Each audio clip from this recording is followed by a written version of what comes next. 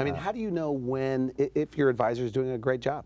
First of all, you should have a second opinion, I think. Okay. That always helps.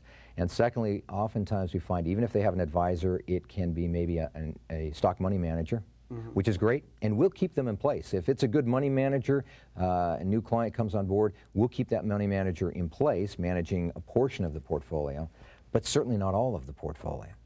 So a lot of times we see that they need more diversification, and the advisor that they currently have doesn't provide it. Sometimes we find the advisor that they're currently working with has a conflict of interest in how they advise the client. Commissions, if they're paid based on... Well, how do you get paid?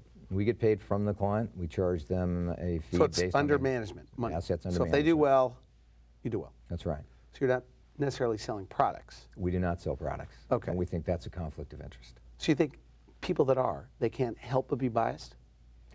There's certainly a perception of being biased. They can be as honest as you know, the day is long, but still there's the perception and there's the tendency, no matter how good of a person you are, is to bias it towards what benefits you rather than the client. So what we try to do is remove the conflict of interest. Okay. I'm a CPA by background.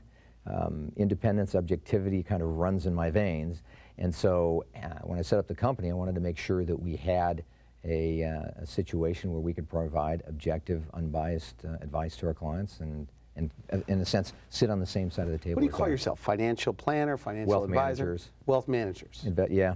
Investment advisors for the investment management clients, I guess, because we really don't get into the comprehensive wealth management. But for our larger and our typical clients, we're wealth managers. Now, do people tend to stay, you know, it's like a dentist, you go to the same dentist for the rest of your life or get your hair cut by the same. Is that the way it is in your business? That means people tend to, you know, pick one person and then they stay there? And maybe that's a mistake in your...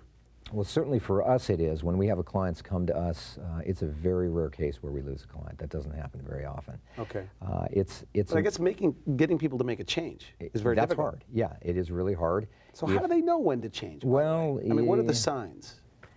They're unsatisfied. Okay. Or maybe they talk to somebody, one of our clients, who asks them about or makes a comment about super diversification, the kind of things they're in, and piques the interest of their friend, and they say, gee, I'd like to know a little bit more about that. Could be coming into some new money. They sell a business, they sell a piece of real estate. So now they need a professional where historically they didn't.